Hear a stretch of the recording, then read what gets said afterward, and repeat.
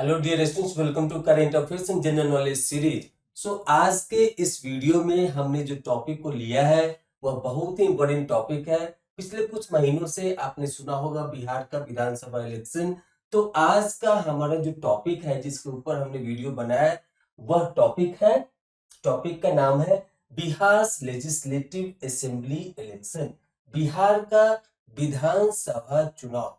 तो यहाँ पे इसे legislative state of the lower house भी बोलते हैं, ये स्टेट का लोअर हाउस भी बोला जाता है। और थोड़ा सा हम आपको ब्रीफ कर देते हैं बिहार के इलेक्शन के बारे में, फिर आपको बहुत सारे क्वेश्चन आपको दिखाएंगे इस वीडियो के अंदर।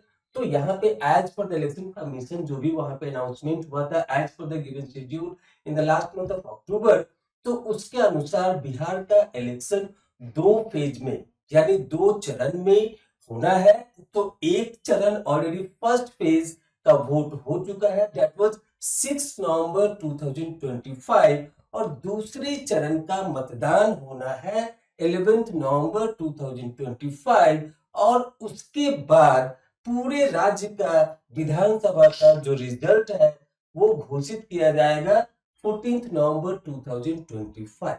तो पूरे बिहार में जो विधानसभा क्षेत्र है वह है 243, और उसमें से 121 क्षेत्र में विधानसभा क्षेत्र में ऑलरेडी इलेक्शन हो चुका है 6 नवंबर को, जिस दिन बहुत ही जोरदार वोटिंग हुआ था compare to last assembly election. इस बार ज्यादा वोटिंग हुआ फर्स्ट फेज में, और हम सबको उम्मीद है कि सेकेंड फेज में भी उसी तरीके से उससे भी ज्यादा चढ़ बढ़ के वोटिंग होगा, और उसके बाद 14 नवंबर को इसका रिजल्ट भी आ जाएगा। तो यहाँ पे अब हम लोग देखते हैं इसका पहला जो क्वेश्चन हमने बनाया है वो क्वेश्चन है, in independent India in Bihar the first states legislative assembly election was held in option A 1947, option B 1948, option C 1950, option D 1952।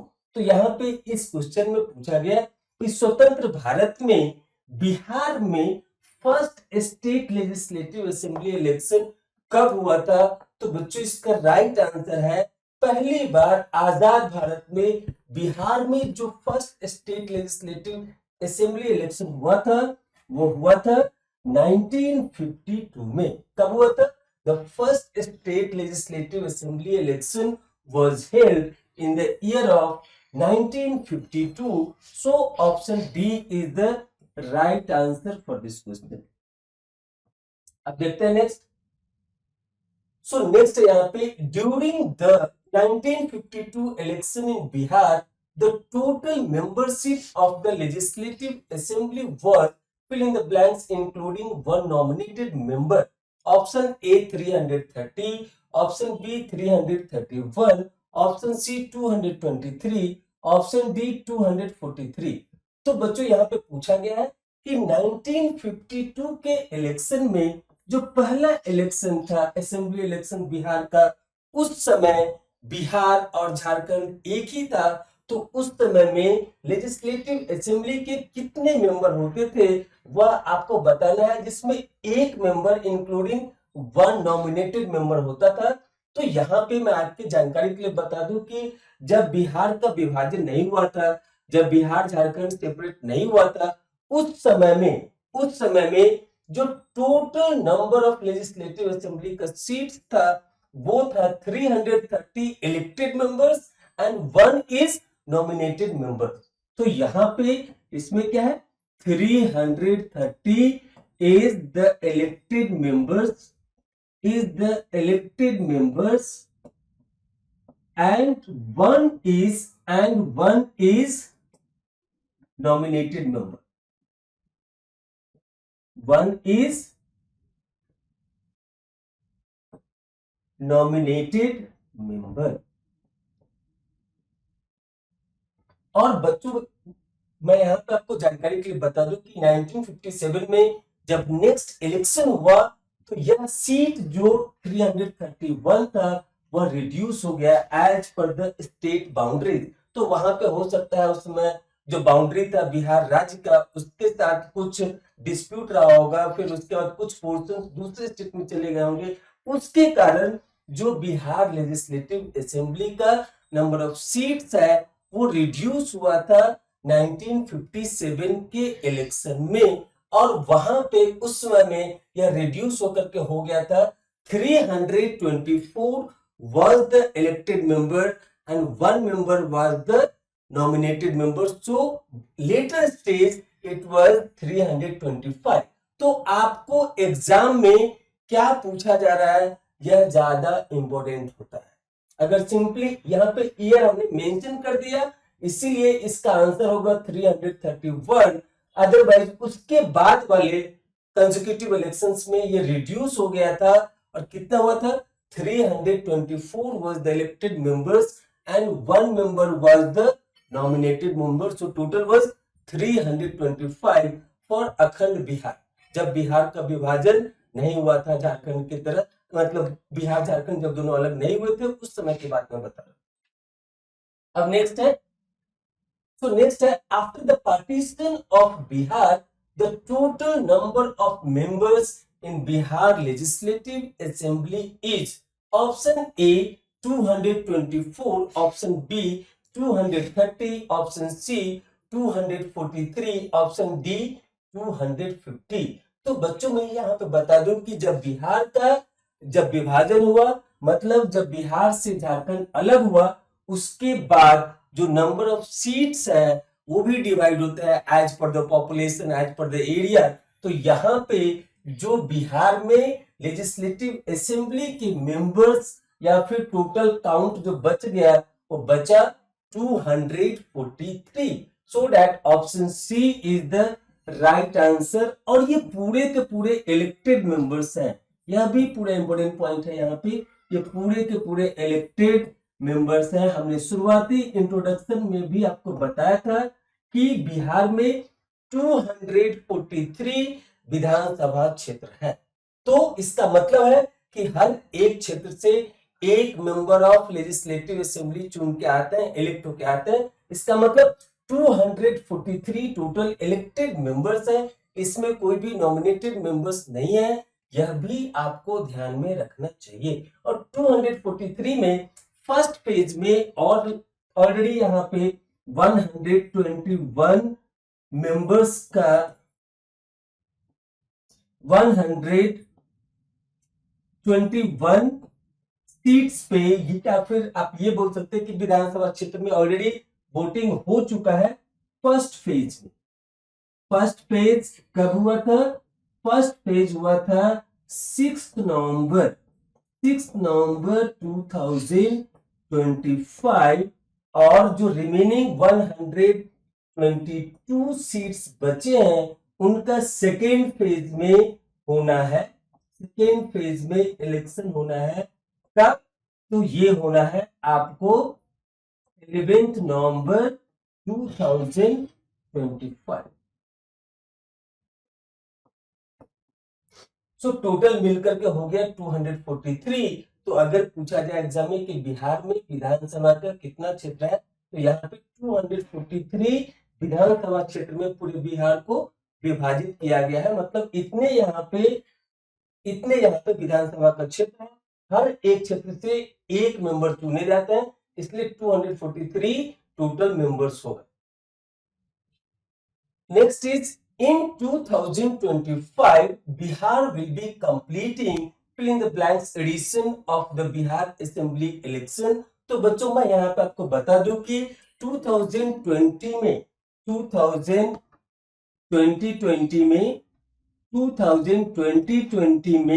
17th edition of the Bihar assembly election complete हुआ था। तो इसका मतलब क्या है कि अभी जो हो रहा है वो 18th हो रहा है। तो यहाँ पे 18th edition of this election is happening in 2025 and 19th कब होगा? तो 2030 में होगा, अगर सब कुछ अच्छा रहा तो। अदरवाइज बीच में अगर विधानसभा भंग होता है, सरकार चेंज होती है, तो उससे पहले भी हो सकता है। लेकिन ये अनुमानित है कि अगर सब कुछ एज पर द शेड्यूल रहा तो अभी 18th एडिशन है, later stage by 2030 it will be 1937. So यहाँ पे as per the question option C is the right answer for this question.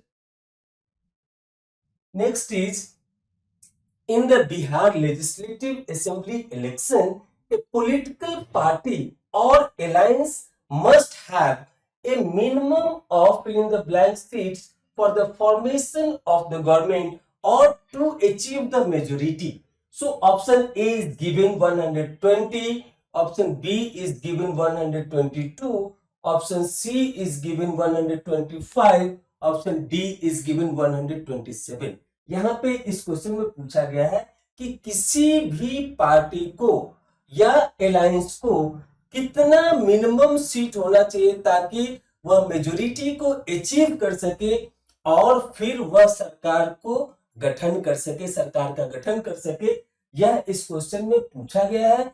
तो बच्चों मैं यहाँ पे बता दूं कि मेजरली यहाँ पे जो फाइट है वो बेसिकली 2-3 पार्टी में है और अलायंसेस में है। सो एक अलायंस को बोलते हैं एनडीए, जिसके अभी के टाइम में जो मुख्यमंत्री है नीतीश कुमार जी, वह एनडीए को बिलोंग करते हैं। दूसरा है इंडिया अलायंस, और उसके बाद अभी नई पार्टी भी आई है ऐसे जन स्वराज, और भी कुछ क्षेत्रीय पार्टी है जो वहां पे फाइट कर रहे हैं।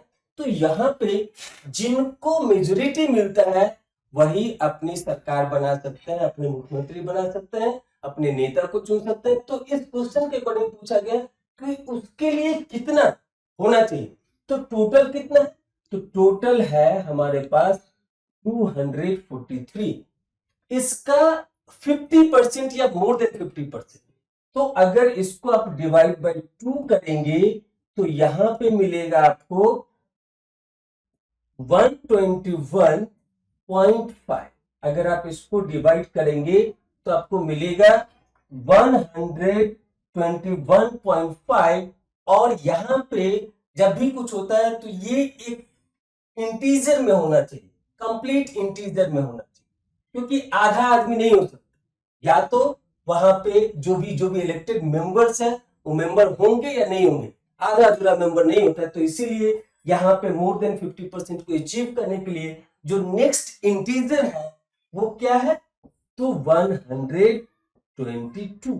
यह तरीका हमने आपको बताया, क्यों? क्योंकि आप चीजों को याद रख सके लॉजिकली कि 243 को डिवाइड करेंगे 2 से तो जो वैल्यू आएगा उसका जस्ट नेक्स्ट इंटीजर, क्योंकि इसके नीचे वाला नहीं, तो 121.5 तो 0.5 मेंबर्स नहीं हो सकते हैं। मेंबर या तो होगा या तो फिर नहीं होगा। तो या तो 121 होगा तो फिर वो लेस देन 50% हो जाता है। तो यहाँ पे मोर देन 50% या इक्वल टू 50% होना चाहिए। तो उसके हिसाब से 122 वैल्यूज आता है। इसका मतलब है कि जो पार्टी, जो पॉलिटिकल पार्टी या जो पॉलिटिकल अलायंस जिसमें बहुत सारी पार्टीज को मिला करके, बहुत सारे पॉलिटिकल पार्टीज को मिला करके अलायंस बनता है, तो यहाँ पे जो पार्टी या जो अलायंस को 122 सीट से ज्यादा मिलेगा, मिनिमम इतना तो होना ही चाहिए, 122 या उससे ज्यादा। सो 122 या उससे ज्यादा होना चाहिए, तब जाके वह पॉलिटिकल पार्टी या अलायंस अपने सरकार का गठन कर सकता है। वह राज्यपाल के पास, गवर्नर साहब के पास अपना प्रपोजल लेके जा सकता है और फिर उसके बाद वह अपने पार्टी के नेता का चुनाव करेगा। फिर उसके बाद वह मुख्यमंत्री के रूप में शपथ लेगा, जो शपथ राज्यपाल के द्वारा दिलाया जाता है। तो यहाँ पे इसका क्या आंसर मिला? Option B. So option B is the right answer. यह जादुई आंकड़ा इसी को बोलते हैं कि यहाँ पे कम से कम किसी भी पार्टी को, पॉलिटिकल पार्टी को या अलायंस को इतना सीट आएगा, मतलब इतने विधानसभा क्षेत्र में उनके कैंडिडेट जीत कर आएंगे, तभी वह मेजोरिटी के हकदार होंगे और वहां पे अपने नेता चुनने के हकदार होंगे और अपने पार्टी का या अपने अलायंस का मुख्यमंत्री बनाने के अधिकारी होंगे। तो इस तरीके से इस क्वेश्चन का राइट आंसर हुआ ऑप्शन बी। अब देखते हैं नेक्स्ट। तो अगला क्वेश्चन है, in the Bihar assembly election which is the newly form political party? Question mark. Option A Lok Janshakti party LJP, RD means Ramvilas. Option B Jan Swaraj party, in the short form it is called JSP. Option C Hindustan Awam party which is having the short form of HAM. Option D Rashtriya लोक मोर्चा which is having the short form of RLM. तो यहाँ पे इस question में पूछा गया है कि इन द बिहार असेंबली इलेक्शन जो अभी 2025 में हो रहा है, तो स्पेशली अभी के टाइम को लेकर के इस क्वेश्चन को बनाया गया, विच is the newly form political party. तो यहाँ पे आपको बताना है कि 2025 के बिहार विधानसभा इलेक्शन में न्यूली फॉर्म पार्टी कौन पार्टिसिपेट कर रहा है, यहाँ पे यह आपको बताना है। तो पहला ऑप्शन है लोक जनशक्ति पार्टी। तो यह पार्टी 2000 में जनता दल से अलग होकर के बना था। कब बना था? ये एस्टेब्लिश हुआ था 2000 में। थोड़ा मैं आपको एक्स्ट्रा जानकारी दे दे रहा हूँ आपके नॉलेज को बढ़ाने के लिए। तो इसके जो फाउंडर थे वो थे रामविलास पासवान। तो यहाँ पे बाद में, आज के तो वो नहीं रहे, तो उनकी मृत्यु होने के बाद यह पार्टी दो पार्टी में, लाइक फैमिली डिस्प्यूट के कारण, फैमिली में विवाद के कारण यह पार्टी दो पार्टों में बट गया। एक बना लोक जनशक्ति पार्टी जो इनका ओरिजिनल पार्टी है, उसके साथ आरबी एक्सटेंशन जोड़ दिया गया रामविलास पासवान का। ये यहाँ पे ओरिजिनल पार्टी है। और यहीं से निकल के एक और पार्टी बना जिसका नाम है राष्ट्रीय लोक जनशक्ति पार्टी, जिसके मुखिया हैं उनके भाई साहब और उनका नाम है पशुपति कुमार पारस। उसके बाद ऑप्शन बी में दिया हुआ है जन स्वराज पार्टी, जिसका शॉर्ट फॉर्म है जेएसपी। तो इस पार्टी का गठन बहुत ही हाल में हुआ है और यह 3 साल पहले रजिस्टर्ड हुआ है। और इसके जो मुखिया है, इसके जो फाउंडर है उनका नाम है प्रशांत किशोर, जो पीके के नाम से भी बहुत ज्यादा फेमस है। और यही न्यूली पार्टी है जो इस बार 2025 के इलेक्शन में फुल फ्लेज पूरे 243 सीट्स पे फाइट कर रहे हैं। उसके बाद ऑप्शन सी है हिंदुस्तान आवाम पार्टी, इसका शॉर्ट फॉर्म है HAM। और इसके जो फाउंडर है और चीफ है उनका नाम है जीतन राम मांझी। उसके बाद ऑप्शन डी है राष्ट्रीय लोक मोर्चा, इसका शॉर्ट फॉर्म है RLM। और इसके जो हेड है अभी वो है कौन? उपेंद्र कुशवाहा। तो यहाँ पे आपको थोड़ा सा पार्टी के बारे में भी ब्रीफ कर दिया, लेकिन एज पर द क्वेश्चन 2025 के इलेक्शन में, बिहार असेंबली इलेक्शन में जो newly form political party full fledge अपना फाइट कर रही है, उनका नाम है Jan Swaraj party. In the short form it is called JSP। और इनका सिंबल है किताब का बस्ता, बैग, स्कूल बैग। तो यहाँ पे नेक्स्ट अब देखेंगे, next is the longest serving chief minister of Bihar is. Option A Jagannath Mishra, option B Lalu Prasad Yadav, option C Nitish Kumar, option D Jitan Ram Manjhi.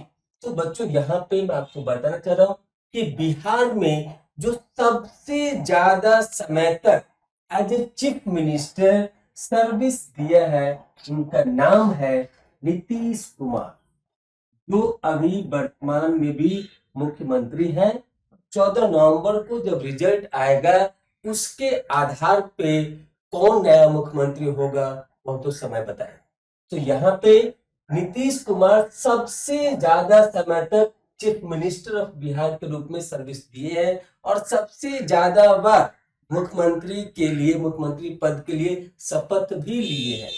अब देखते हैं next. So next is in the Indian election system what is the full form of nota? Question mark. Option A none of the above, option B not applied, option C no other alliance, option D none of these। तो बच्चों मैं यहाँ पे आपकी जानकारी के लिए बता दूं कि यहाँ पे इलेक्शन कमीशन के द्वारा एक ऑप्शन दिया जाता है जिसमें अगर कोई भी कैंडिडेट किसी भी पार्टी का या अलायंस का आपको पसंद नहीं है, आपके इच्छा अनुसार वह कैंडिडेट सुटेबल नहीं है, तो वहां पे इलेक्शन कमीशन ने एक ऑप्शन दिया मतदाता को कि आप नोटा का बटन दबा करके भी अपना काम कर सकते हैं यहाँ पे, कि मतलब हमारे क्षेत्र में जो भी कैंडिडेट खड़ा हुए हैं वह मेरे इच्छा अनुसार सुटेबल नहीं है, उसके लिए ये प्रोविजन दिया गया है। तो यहाँ पे नोटा का फुल फॉर्म होता है नन ऑफ द एबव, मतलब कि इनमें से कोई उनको पसंद नहीं है। Option B not applied, option C no other alliance, option D none of these. तो इसका जो फुल फॉर्म है वो है none of the above, which is mentioned in option A. So option A is the right answer for this question. अब देखते हैं next.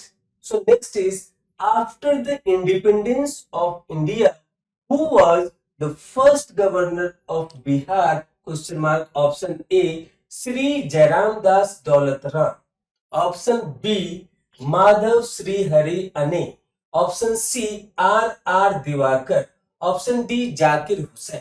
तो यहाँ पे ये क्वेश्चन में पूछा गया है कि स्वतंत्र भारत में या फिर भारत जब आजाद हुआ उसके बाद जो बिहार का फर्स्ट गवर्नर बने थे उनका नाम क्या है, यह आपको बताना है। तो बच्चों मैं बता दूं, इनका नाम है श्री जयराम दास दौलतराम, श्री जयराम दास दौलतराम।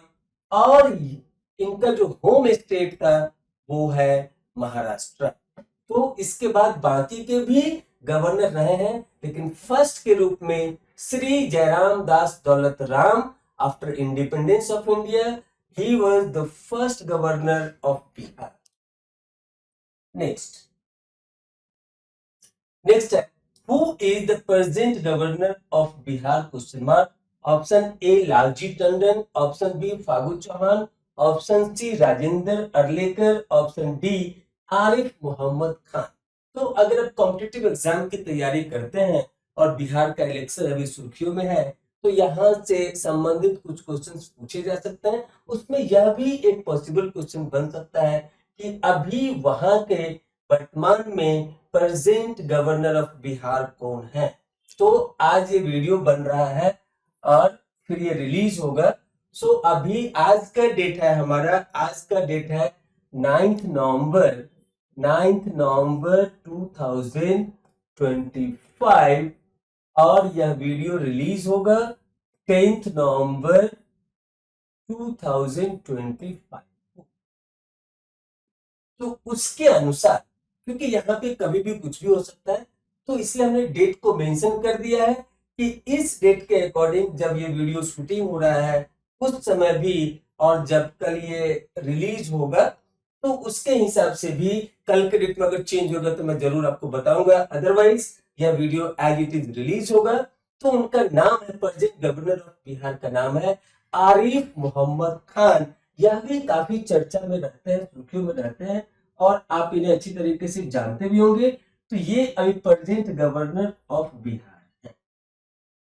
तो इसी के साथ हमने 10 बेस्ट पॉसिबल अच्छे क्वेश्चंस बनाने की कोशिश की और बहुत सारे जानकारी आपके साथ साझा किया, शेयर किया अपार्ट फ्रॉम द क्वेश्चंस, ताकि आपकी जानकारी भी बढ़े। और इस बार बिहार का इलेक्शन बहुत ही सुर्खियों में, बहुत लोगों का नजर है वहां पे कि कैसा हो रहा है, क्योंकि उसके पीछे का रीजन है कि जैसा कि हमने आपसे बताया कि जन स्वराज पार्टी का ये पहला फुल फ्लेज इलेक्शन है और लोगों का ध्यान वहां पे टिका है, क्योंकि अब लोग बदलाव की तरफ भी देख रहे हैं। बहुत सारे लोग इस चीज को चाह रहे हैं, अगर इस बार नहीं हुआ तो अगली बार होने की और भी उम्मीद बढ़ सकती है।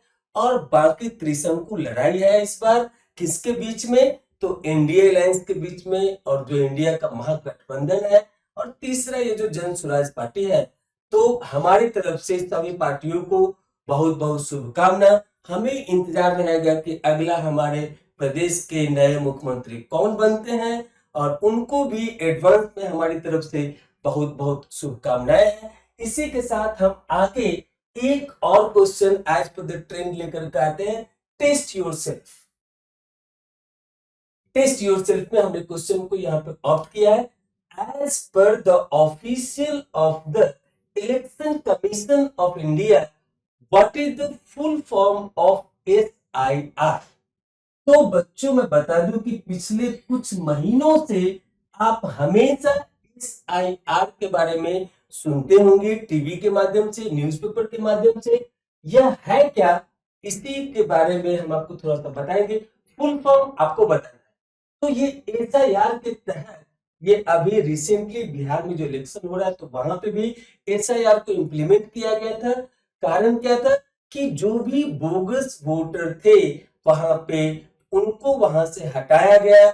जिनका नाम 2 जगह पे 3 जगह पे था, उनको भी वहां से हटाया गया, ताकि जो इलेक्शन है वो फेयर हो सके, उचित रूप से वहां का चुनाव हो सके। और इस चीज को और भी राज्य में इम्प्लीमेंट करने की प्लानिंग है। SIR और भी 9 स्टेट्स में अभी हो रहे हैं या फिर होने वाले हैं, और उम्मीद है कि पूरे देश में यह आने वाले समय में लागू होगा। क्योंकि इसका रीजन है कि जो भी बाहर से अनऑथराइज माइग्रेटेड लोग हैं वह भी यहाँ पे आ चुके हैं, तो उनको वोट देने का अधिकार नहीं है। और ऐसा भी कई बार देखा गया है कि बहुत सारे लोगों का जो वोटर लिस्ट में नाम है वो मल्टीपल जगह पे है। तो उस चीज को दूर करने के लिए कि जो भी मतदान हो उस सही मतदाता के द्वारा, जिन्यून मतदाता के द्वारा ही हो, ताकि उसका प्रभाव हमारे राजनीतिक जो लोग, राजनीति के लोग हैं, वो वहां से अच्छे कैंडिडेट चुन करके आ पाए और फिर सरकार अच्छी तरीके से चल सके, उस राज्य का विकास भी अच्छी तरीके से हो सके। तो इसीलिए हमने इस क्वेश्चन को ऑप्ट किया है। आपको इस SIR का फुल फॉर्म हमारे चैनल के कमेंट बॉक्स में जरूर देना है। और इसी के साथ हम आज के वीडियो को यहीं पे समाप्त करते हैं। आपको यह वीडियो कैसा लगा कमेंट करके जरूर हमारे चैनल पे बताएं। हमें उम्मीद है कि आप पूरे वीडियो को अच्छे से एंजॉय किए होंगे, आपकी जानकारी भी बढ़ी होगी, और आने वाले मुख्यमंत्री को, बिहार के सभी बिहार वासियों को, बिहार के सभी नागरिक को हमारी तरफ से बहुत बहुत शुभकामनाएं हैं नई सरकार के लिए। और साथ में एक निवेदन भी है कि आप ज्यादा से ज्यादा जाकर अपने मत का दान करें, मतदान करें, वोट करें। और यह बहुत जरूरी भी है, क्योंकि किसी भी स्टेट का विकास उसके अच्छे सरकार के द्वारा ही हो सकता है। तो इसीलिए यह आपसे रिक्वेस्ट भी है कि आप ज्यादा से ज्यादा संख्या में जाकर वोट करें। इसी के साथ मैं यहीं पे वीडियो को समाप्त करता हूँ। Thank you for watching this video. Thank you again.